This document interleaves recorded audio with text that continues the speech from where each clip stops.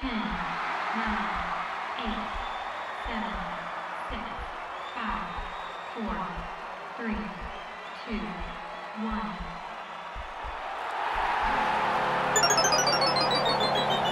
Game over. Look at that. I think we're alive. We're here. It's looks like it's working. Last time I did this, it didn't go so well. I'm Julian McKenzie filling in for Andrew Berkshire on the Game Over Montreal show. You are tuning in just as the Montreal Canadiens lost in heartbreaking fashion against the Columbus Blue Jackets. 2-1 the final score. A late power play goal from Patrick Laine secures all 2 points for Columbus and denies the Canadiens from at least getting a point and going to overtime. And as a result, they are now on a 9-game winless streak, something that has not been done since 1939, 1940. It's a lot. That being said, a lot of positives to take from this game and a lot of takeaways to be done. Obviously, I'm going to be leading things, but I got 2 really great special guests who are also going to be helping out as well. You may know one of them, Tic Tac Tomar, who hosts Game Over International, also in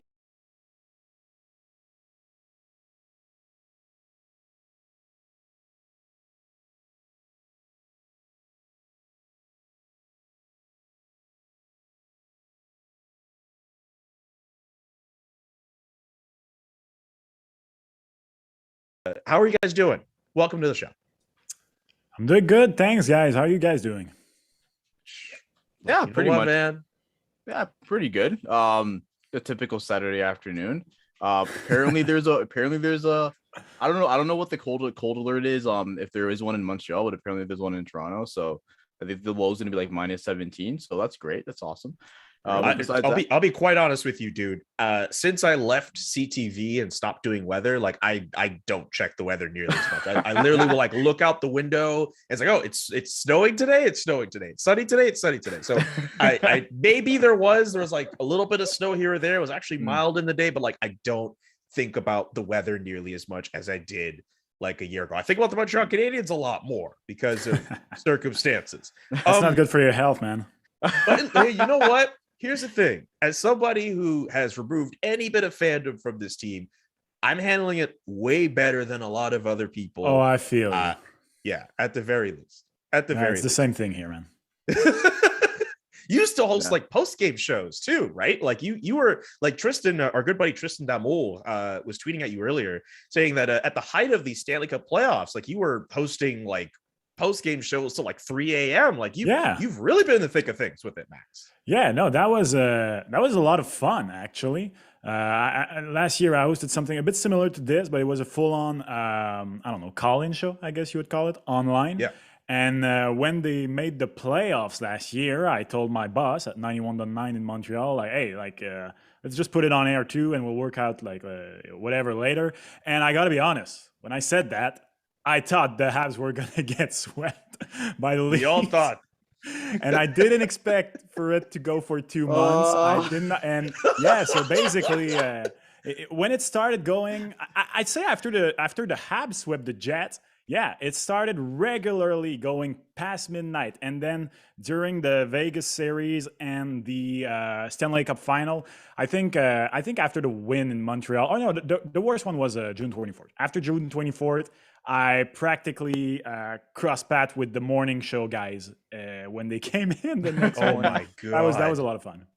For people who are not knowledgeable of June 24th, not only is that St. Jean-Baptiste Day, that was the day Arturi Lehkonen scored the OT winner that sent the Canadiens to the Stanley Cup final. Omar, I didn't mean to invoke any bad memories with that talk off top. Let's actually talk about the Canadiens' loss to the Blue Jackets. I want your first impression, your first takeaway from this game. Omar, like after watching all 60 minutes of this contest for the Canadiens, what's your biggest takeaway? And then we'll go to Max. I think the biggest takeaway is that goaltending may not be as big of an issue as the Habs thought. I mean, that was a big conversation as to, who they're going to get in goal. They made the trade this morning for Andrew Hammond, the Hamburglar. But just like Montembeault, man, he was unbelievable. Like the game, because it would have clearly been worse if not for him. Like there was a stretch where Columbus had like 3 like high danger chances in like the span of like 2 or 3 minutes. and he just stopped them all. And I think he finished with like a .952 save percentage. Like you see that, you see like those numbers. You watch his performance, you just think like how do you lose this game?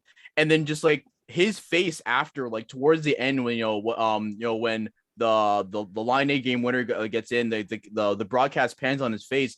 He just looks so like frustrated, dejected, like a combination of all these things. And it's like, I don't blame him. Like he has a game where he's standing on his head. Like he gave the Habs every opportunity to at the very least get a point in overtime.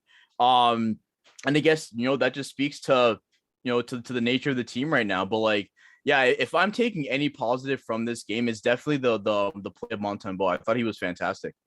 Max, what about you? I mean, guys, to me, this was the perfect Montreal Canadiens in 2022. And I mean it not jokingly for the fans. This, to me, is the type of game I want to watch for the end until the end of the year. I mean, Julian, you and I, it's my job to watch these games. I mean, we both said that, and I mean it. I know you mean it too. Some people sometimes don't believe us, but once you get in the media, the link to the team is not the same, right? And it's still our job to watch the games, and it's not fun watching the games go 7-1, even if you don't really care as much about the team in the same way. So for the fan, to me, that was the perfect game because the game was fun. Cole Caufield scored again. I mean, we're going to get to this, I'm sure. I'm sure we will get to this, and there will be a lot to say about it. But that was like, all of us said half jokingly when St. Louis got in, oh yeah, Cole Caufield's about to blow up. And he's actually scored 3 and 2. I really mean 3 and 2 because he scored that other goal, even if there was the offside. Yes. But in the end, at the very, very end, thanks to the scapegoat this year, they didn't even get a point. So they're staying at 32. They're staying close to Shane Wright's season or whatever you want. But the game was fun. I saw progress. Omar talked about it. Montembeault stood on his head, and the goalie and me always love watching goalies stand on their hand, especially that today one of my favorite, Elvis, did the same too. So yes, he did. That was honestly a very fun and perfect game. I just want to add this just because I like to keep Twitter open, especially post-game. This is something from Renaud Lavoie from TVA. Jeff Gorton and Kent Hughes doing some scouting tonight. They'll be at the Frontenacs game in Kingston with Mississauga in town. Can anyone guess as to why the general manager and the executive vice president would want to go watch a Kingston Frontenacs game against Mississauga in the OHL? The price is right. The price is right. Shane. Maybe because of the weather. Omar talked about it. That is true. I also want to focus on something else before we get to Cole Caufield and before we get to Martin St. Louis. You mentioned, you didn't mention this person by name, but you mentioned a very particular term, Max, scapegoat. Yeah. A lot of talk about Jeff Petry, especially in light of Dominique Ducharme being let go and his comments after that. I noticed a lot of people in French media have made a big deal about that. Can we get into this topic if that's okay? If you don't mind just adding some context as well, like Jeff Petry now with Dominique Ducharme and now this with the penalty late in the game, like can't be an easy last few days for the defenseman. I mean, Petry, full disclosure, I was one of the first person in Montreal to have a Jeff Petry jersey. Anybody who listens to me on 91.9 knows I love the guy. Really, I really do. I'm a fan of good skating, a fluid, offensive-minded defenseman. And this guy has been extremely good for Montreal these past few years. And especially, you guys will remember this. When Shea Weber was always injured a few years back, every time Petry had to step up, he was doing it. Not as good as prime PK Subban or as Erik Karlsson or whatever, but he was doing a very fine job. And we all thought he would at least do a very fine job this year. And it's not been okay. It's not been bad. It's been abysmal. It has been abysmal. And you can add everything that has been going on off the ice, his wife and kids moving back to the United States, the comments, the door slamming, everything you want, the constant penalties. And, I personally think it's sad because the guy has given great service to the Habs. Julian, I don't know if you have done a lot of locker rooms, post-game locker room, but the dude really is a really sympathetic person. He's really cool with the media and all that. He is incredibly frustrated right now, and it shows in the game, but it's gotten to a point where, I mean, he's been bad the first 2 St. Louis games. So whatever was going on with Ducharme, clearly there is more to it. I feel for the guy. I'm not going personal against him because look, I don't want to go there. But on the ice, strictly, I mean, it's catastrophic. This penalty again tonight, guys. It was horrible. It was bad. Yeah, you're right. Like with Jeff Petry, this was a guy at the beginning of the year who, at least I thought this, and I'm sure other people thought this too. If NHLers were going to go to the Olympics in Beijing, Jeff Petry would have been a dark horse to make that Team USA squad. And likely if he would have made it, maybe he would have been an extra defenseman, but that still would have been the case. It still would have been pretty good for him. This is a guy for years, even when Shea Weber was healthy and playing, there were nights he looked like the team's best defenseman. So for him to kind of fall off a cliff, it's bad. I remember a game earlier this year when fans were still allowed in the building. He's like trying to handle the puck and he completely blows it in his own end. The fans started booing him. Like that's how bad it's gotten with Jeff Petry. Yeah. And after the last game, or at least the first game with Martin St. Louis as head coach of the Montreal Canadiens, Jeff Petry, I think was just asked about his relationship with Dominique Ducharme, and he didn't try to add anything to that particular part, but I think it could be interpreted, if you're not going to necessarily say anything about it, that your relationship was not as great. In fact, you guys could tell me if I'm wrong, but I think it took until Brendan Gallagher for anyone on the Canadiens to acknowledge Dominique Ducharme before he left as head coach. Omar, I know you have the outsider's perspective and you're not as tuned into Montreal media as we both are, but what were your impressions of Dominique Ducharme as head coach of the Montreal Canadiens? And do you think, in light of how the team has looked and maybe some other factors, was this the right move essentially to let him go? We'll get to St. Louis in a minute, but in terms of letting Ducharme go, was that the right move in your eyes? Yeah, I think the when it comes to seasons like this, when just like everything that can go wrong does go wrong, I feel like the players kind of tell you what they're thinking without actually telling you what they're thinking. And I think when it comes to Dominique Ducharme and the way he would run the lines, his decision making sometimes, playing certain players in certain positions, I think there are just a lot of confusion, a lot of frustration, and again, just like anything that he tried just like wasn't working on the ice. And like you really did get the sense where it's just like whatever he tried, whether it was a small change, a big change, just wasn't working. So I think regardless of if the Habs are in like a hey, let's get the first overall pick thing, I think just for the culture and for the mindset of the team and the players that you have in the locker room, like a change was definitely necessary. Just because if you want to salvage anything from this season, again, even though you are like gunning for a first overall pick, again, that's what the assumption is. I think making that change is significant. And I think the fact that we can take a game like this, and even though yes they lost, I think we can still see a lot of the positives, a lot of the things that again Martin St. Louis like mentioned, for example, in his initial press conference. So I think a team like the Habs really needs to have some type of positivity, and if that means letting the skill players just act and focus on reads opposed to this full on structure, I think that's what you need to get to. And I think with Dominique Ducharme, it was a very constrained mindset, as you only have to do this in certain situations and this in these situations, and whether it's just from a lack of caring or a lack of ability or just hey, maybe it's just not your game. A lot of the players couldn't do that, and you might be thinking, okay, why are we committing to this system, to the structure, when it's obviously not working? We need to change. And I think what we're seeing now is that hey, the changes are benefiting. Again, yeah, they're losing, but to Max's point, at least the games are enjoyable.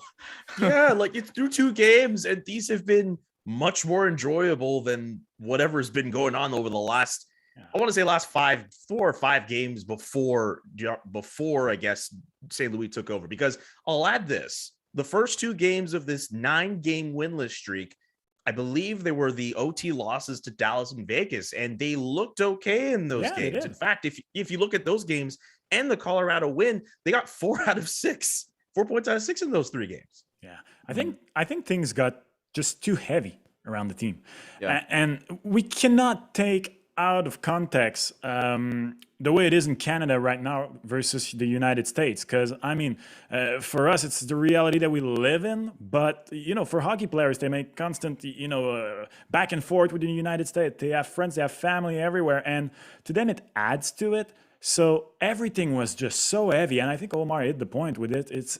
They needed to at least find a way to have a bit of fun for the rest of the season. Like take some steam off, take some pressure off of the guys.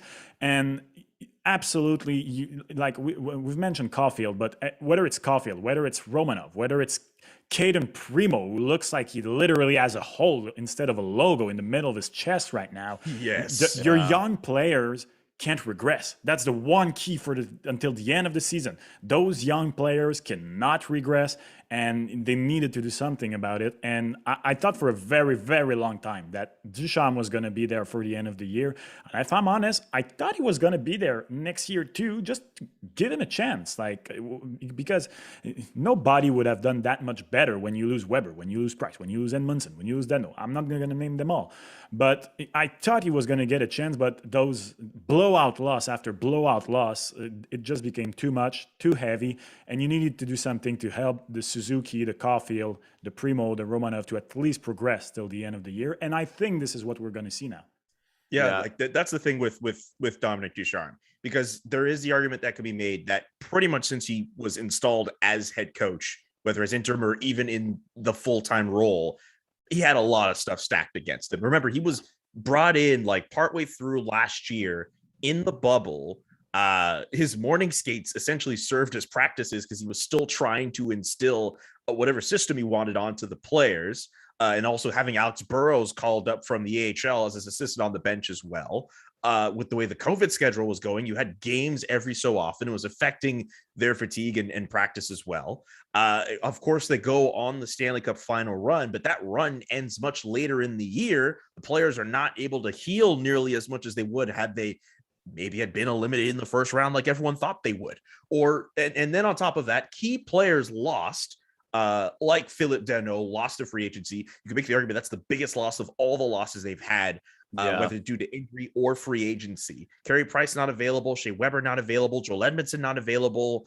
I think even Mike Hoffman needed a bit of time to start the year as well. There's just a lot of stuff with this team and the COVID outbreak that saw this team ice ECHL players at one point. There were a lot of things stacked against Dominique Ducharme, but the players, they weren't playing. And over these last two games, it's just been very clear. And I understand there is a new coach bump that comes for every new coach that comes in. And I understand that Martin St. Louis does not have any coaching experience. And I can understand what people would have that argument to be like, oh, that shouldn't be right. But the guys in the locker room see Marty St. Louis is there, and they're like, man, we want to play for Marty. It's clear. Yeah. Honestly, yeah. And even to Max's point earlier, too, is it's like a season like this where losing is going to be a common thing. Yeah, you have to protect the players that are going to be there once you start to turn around.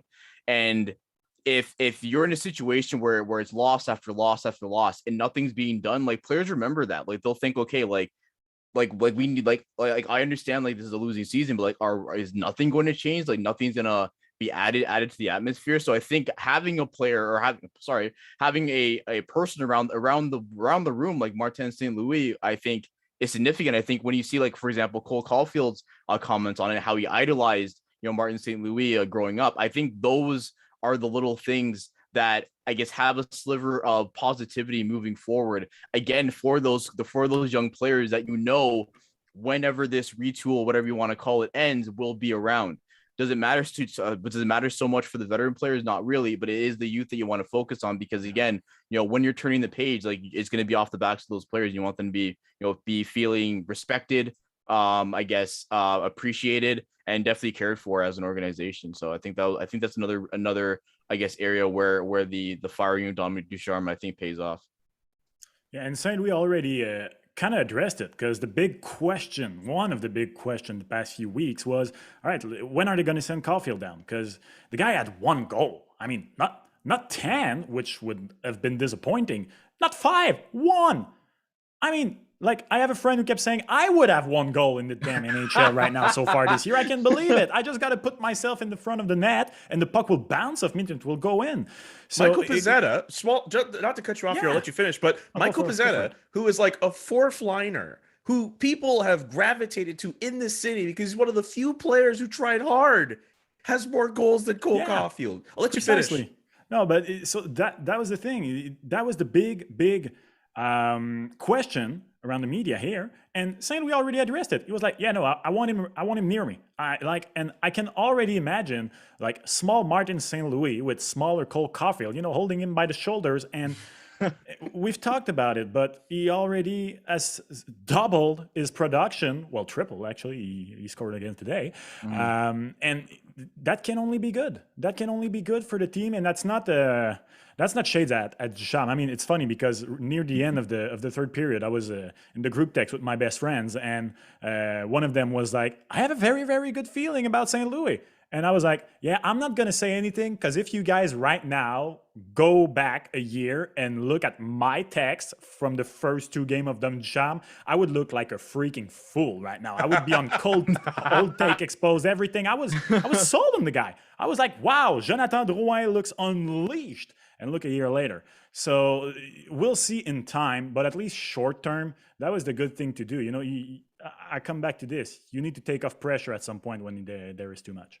Absolutely. There's a tweet I saw from you earlier, Max, that I really want to pull up here because to your point about Cole Caufield being reinvigorated under Martin St. Louis, it is very clear. So clear, you are already putting out the tweet over under 19.5 goals for Caufield between now to the end of the year. Are you kidding me? Come on. Well, a bit, but seriously, is it too soon? Because he's got 2-2, and like I remember here in Quebec at Mise au Jeu at the start of the year, the over/under for Caufield for the whole season was 29.5 or 30.5.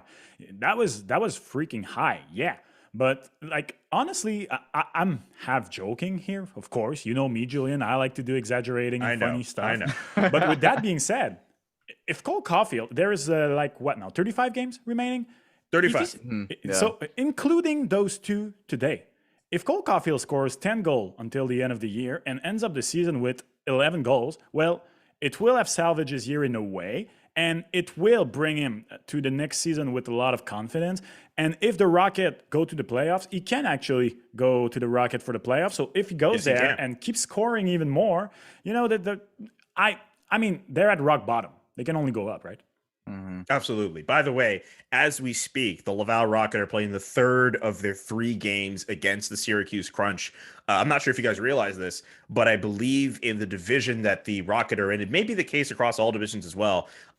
Usually in the AHL, it's the top 4 teams in a division that make the playoffs. In the Rockets division, I believe they're 4th. It's 5 teams that get in. And the Crunch are one of the teams that are pretty close to them in the standings, and they're trying their absolute best to kind of get the leg up on them. But the Rocket have won the first 2 of those 3 games. Why am I bringing up AHL stuff? Because before St. Louis came in, I genuinely thought that Cole Caufield, the best place for him would be to go down there. Caden Primo, pretty likely will end up there now with Andrew Hammond back in place here. Well, not back in place, I should say. Well, in place with the organization. But at this point, the Rocket may be the only hockey team, or men's hockey team at the very least, who's going to provide some fun for Montreal fans in the city. And some of those young players, like a Primo, they could use that experience down in the AHL to go on a playoff run. Because as far as you can correct me if I'm wrong, the Rocket have not played in any Calder Cup playoffs yet. Last year when they won the division, they won the division off regular season games. There's no harm in that. But at Caufield, to stick back on him, until St. Louis came in as coach, I thought, okay, one-way ticket down to Laval, just let it, well, in this case, it would just be a bus ticket. It's not like he's taking a Via Rail train or anything. But seriously, Caufield staying in Laval is the right move. It's take the Metro. It's all good. Go all the way to the end of the orange line. But now that he's looked as good as he's looked, and I know it's only 2 games, but he looks so much more confident. And who else? I mean, yes, getting experience in the AHL, he could still get it later in the year. But why not learn from Martin St. Louis? Why not learn from a guy who has literally sang his praises during the Stanley Cup final and likened him to a player who could play in any era of this game? Martin St. Louis, he's shown that he's watched a lot of hockey and he really likes Cole Caufield. And the Canadiens, I'm sure you guys have noticed, they leaned all the way into showing that those 2 guys are, well, at least Caufield is learning a lot from Martin St. Louis. I don't blame them for doing that. Yeah, and I think when you think of Martin St. Louis as a player, especially when he's at his peak, he just oozed confidence. And I think that's a big similarity between I think between Cole Caufield and Martin St. Louis is that like when Caufield is confident, like you see the difference. And I think what you saw a lot, especially towards like the second half of the game, is carrying the puck a little more. Even though, like, yeah, sure, he would lose it, but like there'd be 3 Columbus Blue Jackets around, but he'd still be trying to fight through, trying to get a shot on. Obviously, you're charging down the wall, ripping shots on net and stuff. So I think that's what the main goal has to be for Caufield, is that if you get him to a point where, regardless of the score of what's on the scoreboard, that he still has that confidence to make those plays and to use those skills and to use his instincts. I think that's where he becomes a really dangerous player. And then to the point of Laval, sorry, at the end of the season, if Laval's in the playoffs and you can give Caufield an opportunity to play some like meaningful hockey, you take the rest of this season with the possible playoff run, package all that into next year, and who knows what kind of season the Caufield has then. I was what is it, like 2-3 weeks ago, I was reading an article about how Byron Leftwich, offensive coordinator of the Tampa Bay Buccaneers, was all about, near the end of the regular season, making sure he knew every incentive on his offensive player's contract to make sure they hit him. And I heard about this. It might sound superficial, but when you think about it, in this era of players and all that, it's good. It's good to have your players back. It's good. You don't just want to win. You want them to feel comfortable. You want them to hit the goals that they have for themselves. And I got a feeling that maybe St. Louis will be that type of player. Of course, his first goal is he wants to win. But he's a guy who has 2 Hart Ross, 1 Hart Trophy. He's a Hall of Famer. He did all of this undrafted. And I mean, I'm not going to say his story. We all know the story of Marty St. Louis. We know the story. He did it all with a very freakishly nice yellow stick. So he's going to want his players to feel good and to play good, not just win. And I did a joke when he got appointed, because everybody was like, oh, he's going to be our own Rod Brandamore. And I was like, well, chill out. Rod Brandamore was assistant coach for 7 years with the Hurricanes. But call me naive, but the way at least he handles himself, I think he actually does has that potential. Not saying this is going to work or anything, but he definitely has that potential to be that type of coach that, let's be real, I mean, I think we're all about the same age here, we have never seen around Montreal. It's always been team first identity. Like, Alex Kovalev is the only short-term superstar we had. Like, we are an organization here in Montreal that relies on goaltender first.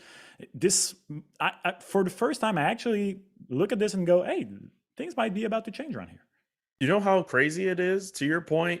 Like, I look back at the 2-3 months Ilya Kovalchuk was here as some of the wildest times I have ever seen with this organization. What like when he scored? Sorry, Omar, I'm bringing this up. It's fine. I knew exactly what you're going to bring up. Yes, talk about it. Let's go. That overtime goal Ilya Kovalchuk scored against the Leafs. That, for me, as someone who's only been around the team as a media member for maybe the last a little bit over 3 years, that's still one of the coolest things I've seen in person at the Bell Center. That was that crowd was loud, and I think at that point the Canadiens were within earshot of making of a playoff spot. People were starting to say hey, maybe they have a chance.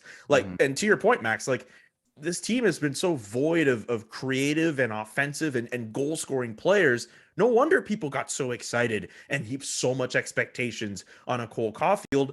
And also, no wonder so many people got excited after kind of, looking past the whole lack of coaching qualifications thing when they heard Martin St. Louis at his opening press conference talk about, oh, you know what? I don't want my guys. Not necessarily that he doesn't want his guys playing in systems, but he's not a fan of that. But just kind of preaching the idea that it could be an offensive-minded guy and letting his guys run free.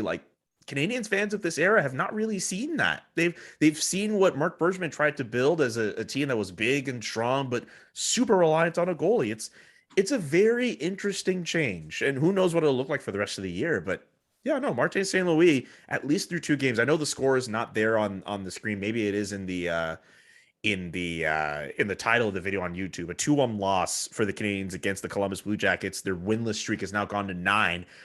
But of all the 9 but this is the best they've played in a little bit of games at the very least. And Martin St. Louis has made a change. Yeah. Can I ask a question? Of course you can. So this is something that and it sucks because we're talking more about the positive aspects, about the growth and stuff. However, there is something that came to my attention many times while watching this game. what's wrong with Ben Chiarot?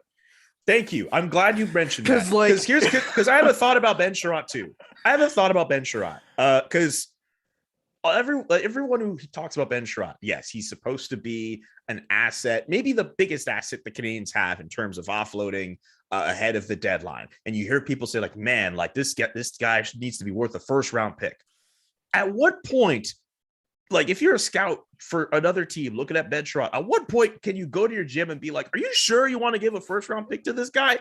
Yeah, honestly, I think watching that game, just like, okay, so the first goal against his fault. Like it's a blind backhand pass. It's an unforced error. Right. Yeah, exactly. It's a blind backhand pass. It gets picked up. And then to make matters worse, he runs over Romanov. There was a 3-on-1, I think, in the third period that happened because of his turnover at the blue line. And it's just like, so I think it's so interesting how, like, yeah, Jeff Petry's a quote unquote scapegoat, but like Ben Chiarot's been the player that, like, a lot of people have been talking about as, like, the key asset when it comes to selling at the deadline. And I'm like, if I'm a team calling on Ben Chiarot and you say, like, yo, you have to give up a first round pick, I'm like, I don't know if I would do that.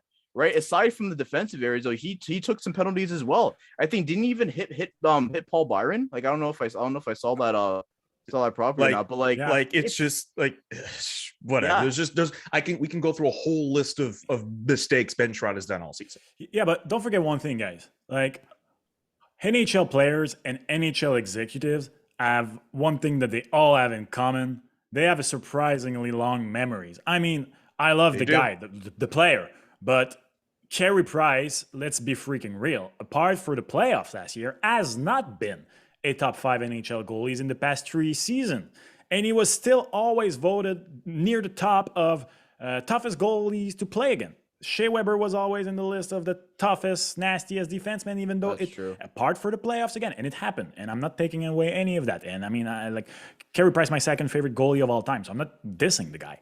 But executives, hockey player, all that, like, reputations and what you did in important time, it sticks. And what Ben Chiarot did in the playoffs last year, it's the same reason why Archie Lekonen is mentioned a lot. Like, teams will remember that, and teams, their thinking will probably be, right now he has to be the number 1 left defenseman, but with us, he'll be the second or third. I just want him to be nasty and bring solidity on the 15, 16, 17 minutes, whatever. So I think that there is a bit of that, but you are right. I would trade him right effing now because you don't want him to keep playing that. He got hurt. At one point, I believe he left the game for like a few minutes. He was at one point I was like, like, if that is the guy, Mike Cannell vibes. No, absolutely. No, not even like those vibes. I think like it was just like, okay, he cannot be hurt, because if he's hurt, that is a big problem for Kent Hughes. That being said, though, you're right, GMs and execs have long memories. They definitely think of a guy like Ben Chiarot who's on a really bad team, and that does play a role in it. But it is just funny. I mean, obviously he's much cheaper. I have 2 Hockey DB pages open in front of me, and obviously there's context and salary for both of these guys. But Ben Chiarot is a guy who many people feel will be in high demand. He very likely will be in high demand ahead of the trade deadline. So much to the point that he could fetch the Canadiens a first-round pick. In 44 games, 5 goals, 4 assists, 9 points. And if you care about plus-minus, a plus-minus of -27. This defenseman I have here, I'm not going to name him yet, 45 games played, 3 goals, 14 assists, 17 points, a plus-minus of -3. I don't know if any team is going to get him at the deadline because he's practically too expensive, and it might be better off teams will wait until he becomes a free agent. This guy has 8 more points than Ben Chiarot, and everyone is saying the dude fell off a cliff. But yes, of course he did fall off a cliff. These numbers are not him, but he's actually doing statistically better than Ben Chiarot, but he will not get a first round pick. I just like making that comparison, and you guys can make a guess as to who that 17-point player is. Is he on the Habs, or it's a totally different team? He's not on the Montreal Canadiens. Is it John Klingberg? No, sorry? It's not John Klingberg. I should say he's not on the Montreal Canadiens anymore. And he's a defenseman? And he's a defenseman. Is it PK Subban? It is PK Oh Subban. my He has God. 17 points. Wow. PK Subban, I have Mm. mentioned this all year. If PK Subban was a member of the Yeah. Montreal Canadiens, he would lead all defensemen in points. Yeah, but it's all about expectations, though, Julian. Oh, It's like, absolutely. Yeah. He's not Yeah. the same player that he was Yeah. before, Yeah. and he's fallen Yeah. off. Plus, he has the price tag that he has. That context is there. I'm just Yeah. being a troll. the price tag and the stupid reputation. I mean, we talked about the long executive having long memories and all that. Like, I don't know. I've Reputation. never been in a. Yeah, exactly. I totally agree with you on that. Like, I don't know how much is it just conservative hockey bullcrap or whatever. I personally always thought it was. But yeah, there is that. Whereas Ben Chiarot is a good little Canadian boy and all you want, like a good little soldier. Yeah. There He's is a tough lot in of front that. of the net and all that stuff. Yeah, Like, exactly. yeah, it's but it is interesting. Definitely, I guess as far as how perception comes into play, Max, and I think that's a big area is why GMs get themselves in trouble. That's why I agree. that's why like every year we watch the playoffs and like a player comes out of nowhere who plays well, like a third liner or a fourth liner or like a depth defenseman, and then you just watch this player and maybe they're a pending free agent and it's like, wow, they're gonna get a stupid contract. Right? You know what I mean? Yes. Like, for example, no disrespect, Carl Alsner. That deal got signed and everyone was like, that's a tough one. That's a tough one, right? So it's But like, why do we so know that and they don't? It's their job. right? It's and that's why it's so funny. And that's why, like, I remember when Bergevin was started, I think this might have been like two seasons ago. I don't know what the question was, but Bergevin literally said, like, well, like, I'm paraphrasing, like being a GM isn't about like, hopping on the PS4 and like making trades and stuff. And I'm like, you're right. But like GMs do some baffling things sometimes. And again, like, if based off of Ben Chiarot's like season this year, like if a team is giving up a first round pick for him, like it has to be just because of reputation. Or to Max, to your point of thinking like, well, on our team, like they're going to play on the second or third pair, or maybe they'll just play penalty kill or whatever, conserve minutes. So they won't be relied on so much. Maybe all of the mistakes are just fatigue, just overusage. Like, that's another thing that we hear a lot too. So I don't know. I think the deadline's going to be fascinating. And honestly, I'm really interested to see like what the eventual return ends up being for Ben Chiarot, because like, man, if it ends up being a first, and like, kudos to Ken Hughes. That's if he gets a first in that deal. If I may, Julian, let's surf that wave of Chiarot versus Subban here, okay? So Okay, cool. Subban's at $9 million, right? Yes. Yes. And he's on his contract here. So you get him, he's a free agent, he's a rental, right? Mm-hmm. Yes. You bring it back to the old video club after that. Chiarot, same thing, but he is at 3.5. Now, thanks to Much cheaper. Yeah, but thanks to the wizardry of the one and only Julien Brisebois, we now know that it is actually possible for, let's say, the Devils, trade PK Subban. Let's, for the heck of it, just say Montreal, because for 2 seconds and a half it would blow up. Yeah. Retain half the salary. So we are at 4.5 that Subban is worth, right? And now let's say that Montreal would act like, I think it's the Red Wing who did this for Savard last year. So let's say Montreal are the Red Wings, and Montreal retain another half. So now you get Purnell for like somewhere, I don't know, 2.75, 3 million.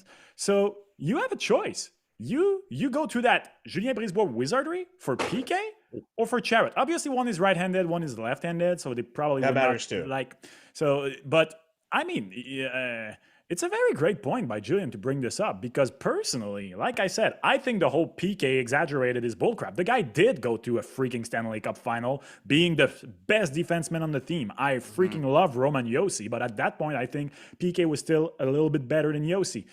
Like, you have him on a third pair, playing on the second power play. The guy is a clutch performer. He has always been, and you don't lose that. I mean, you're right to bring it up. I personally, definitely, if I'm a team who is in this position, I'm going all in on PK. That's that's a good point with the salary cap, the salary thing, because we're in the world now where teams can do that. Maybe a team like Arizona might be willing to take on some of that salary. I mean, I can't imagine they're not a cap team. Maybe they'd be willing to be that third party in that. Yeah. I'll mention this too. As this was going on, we were talking about Caden Primo. It is official. He has been sent down to Good for Laval. and Good, Andrew good. Hammond will join the team, the Montreal Canadiens, tomorrow. Is there any other takeaway from the game before I ask you both for your Super Bowl predictions on this Saturday afternoon edition of Game Over? I have one last thing I wanted to say about Cole Caufield because that's a hilarious story, and I wanted to tell it on Monday night, but I'm telling you right away, Julian. Because all right, do it. Do it. I was talking about my group chat earlier, and I have a friend, big Cole Caufield believer. I have this other friend, not so much of a Cole Caufield believer, and they had a bet that goes all the way back to when he was playing at Wisconsin last year and dominating. And they had set, one of them thought he would score 30 goals in his rookie season, and the other was like, never happening. So they bet a bottle on it. And I swear to God, like earlier this week, just before Saint Louis was nominated, the guy who bet the 30 goal, he was like, hey man, like, let's forget it. Like, what do you want? I'm going to go and get it to you. Like, he already gave me the bottle. So today, all day, like, I was in the chat like, hey, yo, guys, like, no, forget it. Don't open the bottle, man. Like, Don't open it It's yet. not over. It's not over. It's not over yet. You're pulling the shoot already. Oh, that's Omar, do you hilarious. have any thoughts on the game? Final thoughts on the game. Yeah, honestly, I think I think the style of game that they're playing is fun. I think it was interesting to see how the Habs kind of settled in more as the game kind of went on. But you do see, like, you know, the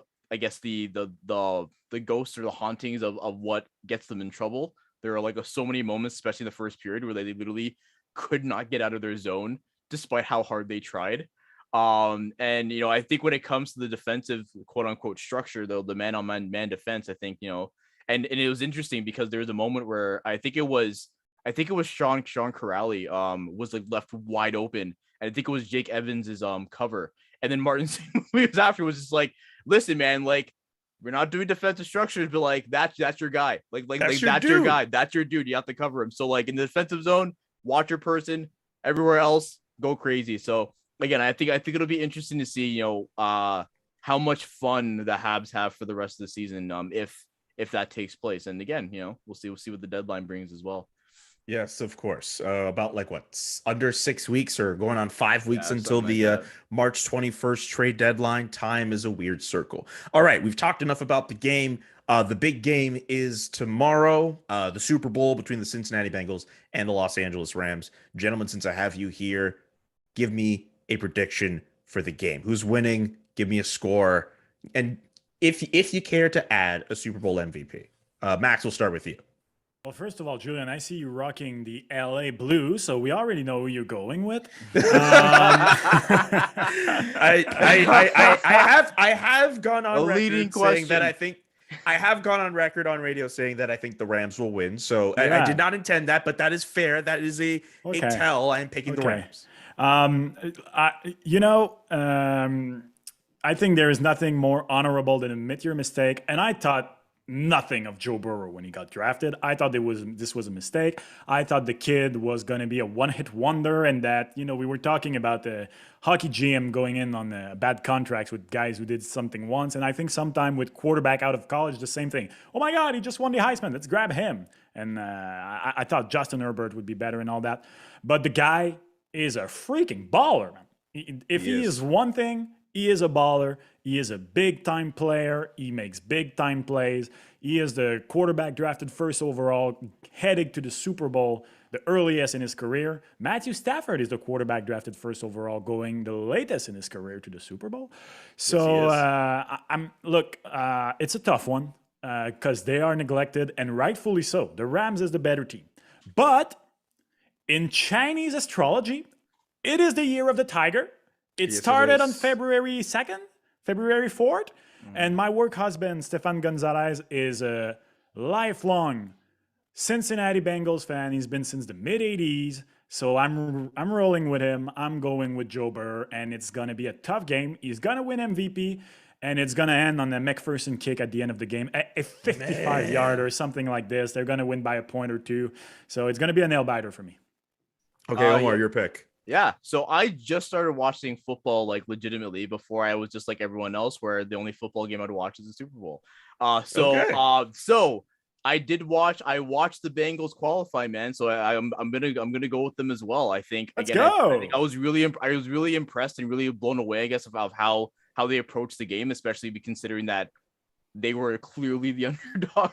But the fact that they're able to kind of come away with the win, I think is something, that I hope to see one day. A team kind of break free of their. Okay, of all their right. We get it. So I didn't mention them by name. So I'm definitely gonna go. I'm definitely gonna go for the Bengals here, just because again, watched them last week, and I think I've liked a lot of the things that I've seen on Twitter and read about the team that's been coming out as of late. So yeah. Cincinnati. I'm gonna take the Rams. I actually said the score 31-27 would be the final score for the Rams. Oh damn, you're going way over. Yeah, Okay. I'm going over. Okay. I think we're going to be in for a really good game. I mean, the playoffs have been really good, and maybe it's foolish for me to expect the Super Bowl will be really good, but I think we're in for one of the better Super Bowls we've seen in recent memory. I think Sean McVay gets it done. A lot of talk about between Matthew Stafford and Joe Burrow, obviously, but that Rams defense is no joke to play with. Yeah, I foresee Von Miller and Aaron Donald, getting some opportunities. I mean, Aaron Donald could win MVP, man. Aaron Donald could easily win MVP in almost any year that he plays. He could win MVP. He could easily be Super Bowl MVP. I will say though, as a surprise Super Bowl MVP, I think Odell Beckham Jr. should win. Oh, let's go! That makes me happy. I That's want my him boy. to There win will Super be a Bowl OBJ MVP. one-handed touchdown catch though. There will be one. I'm calling it. Oh man, that would be fun to see. Yeah, no, I'm happy for the guy because I've always been a fan of him, and I thought the whole locker room cancer, whatever. I always think those stories are exaggerated. I mean, did you hear the Jarvis Landry? He called him like on a public presser or something. Did you? Like, the guys were tearful together. Like, screw that. But J Mac, I do have one question for you. Of course. What will be the opening song of the halftime show? Yes. For those who don't know, pretty loaded halftime show. Dr. Dre, Snoop Dogg, Kendrick Lamar, Eminem, Mary J. Blige. Oh, that's still Dre, I think.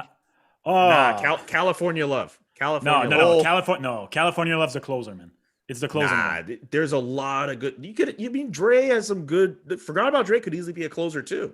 I went with the next episode. But you know what? Now that Omar mentioned that's actually a really good opener. That's a really good opener. You're right. Now that Omar's mentioned still Dre, because I thought that the ta-da-da-da-da was the best way to hype people starting up. But now that Omar's mentioning it, like the whole cling, cling, cling, cling. That's what I'm saying. I see it. Dre. Yeah. I think you got it. I think Omar's got it. We'll see. That is pretty nuts to see. Gentlemen, an absolute pleasure to have you both on Game Over Montreal. Max, you can check out on 91.9 Sport FM.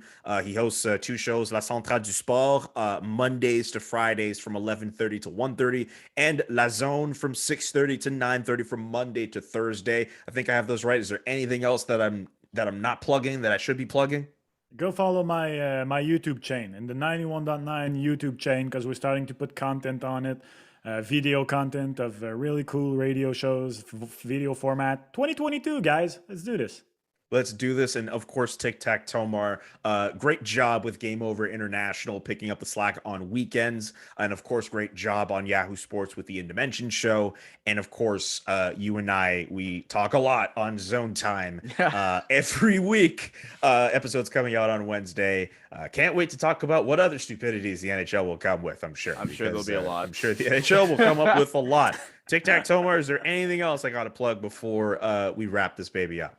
No, I think that pretty much covers it. It's always a fun time talking to you, Julian. It's been great. Of course. I'm used to plugging like 12 different things. So instead of making you guys do it, I just wanted to be nice to everybody here.